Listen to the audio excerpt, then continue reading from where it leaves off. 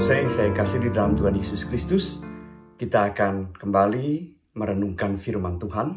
Untuk itu mari kita awalinya dengan doa. Bapa di surga, kami akan bersama-sama membaca dan merenungkan firman-Mu. Kami memohon pertolongan dan pimpinan dari Tuhan. Di dalam Kristus kami berdoa. Amin.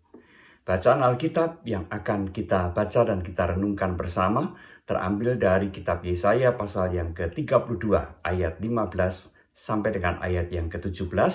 Akan saya bacakan demikian. Sampai dicurahkan kepada kita roh dari atas, maka padang gurun akan menjadi kebun buah-buahan, dan kebun buah-buahan itu akan dianggap hutan.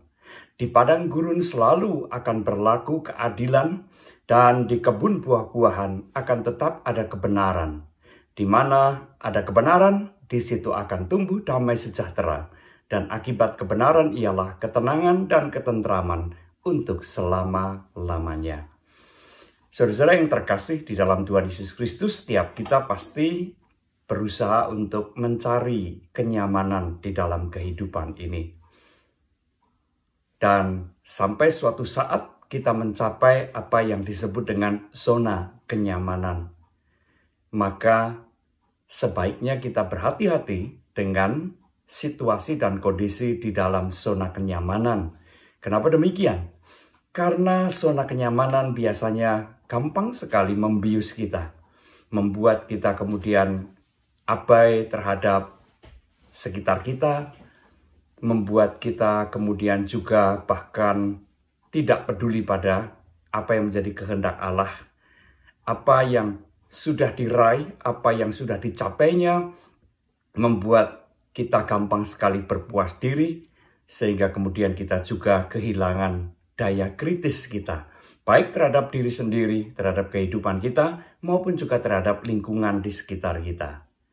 Nah, sesuai yang saya kasihi, demikian pula yang dialami oleh bangsa Israel.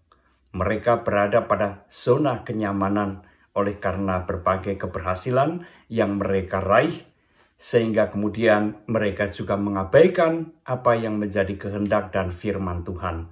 Mereka hidup menurut kehendak mereka sendiri, mereka tidak peduli lagi pada kehendak Allah. Nabi Yesaya menyerukan atau menyuarakan suara Tuhan yang mengatakan bahwa zona nyaman itu akan berakhir dengan kepedihan. Zona nyaman itu akan membuat bangsa Israel mengalami kehancuran karena mereka mengabaikan firman dan kehendak Allah. Tetapi jikalau mereka kembali kepada Allah, maka segala sesuatunya juga akan diubah dan diperbaharui. Apa yang mereka raih, apa yang mereka capai, berbagai keberhasilan yang luar biasa, itu akan menjadi padang gurun. Kota-kota akan menjadi sepi dan kota-kota akan ditumbuhi dengan berbagai tumbuhan liar. Artinya mereka akan mengalami kehancuran dan dibuang ke pembuangan. Tetapi jikalau mereka pulih atau kembali kepada Allah, maka kehidupan mereka juga akan dipulihkan. Seperti yang digambarkan oleh Nabi Yesaya tadi, bahwa segala apa yang tadinya gersang, kering, dan tandus akan diubah menjadi subur, menjadi kebun buah-buahan, dan sedemikian rupa luasnya kebun buah-buahan itu sehingga orang menganggapnya seperti hutan. Saudara yang terkasih di dalam Tuhan Yesus Kristus, di dalam kebenaran akan lahir kenyamanan. Karena di dalam kebenaran orang akan menikmati ketenangan dan ketentraman. Saudara-saudara yang terkasih di dalam Tuhan Yesus Kristus, situasi dan kondisi kehidupan kita mungkin berbeda-beda satu dengan yang lain. Tetapi jikalau saat ini kita sudah mencapai zona kenyamanan, maka seperti yang tadi diserukan pada awal renungan ini, baiklah kita berhati-hati.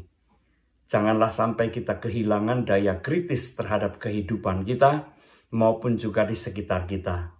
Janganlah kita membiarkan hidup kita larut di dalam situasi dan kondisi yang tidak sesuai dengan kehendak Allah. Melainkan Mari kita senantiasa melihat kehidupan kita, perilaku kita di bawah terang firman Tuhan. Adakah kehidupan saya sejalan dan selaras dengan kehendak Tuhan?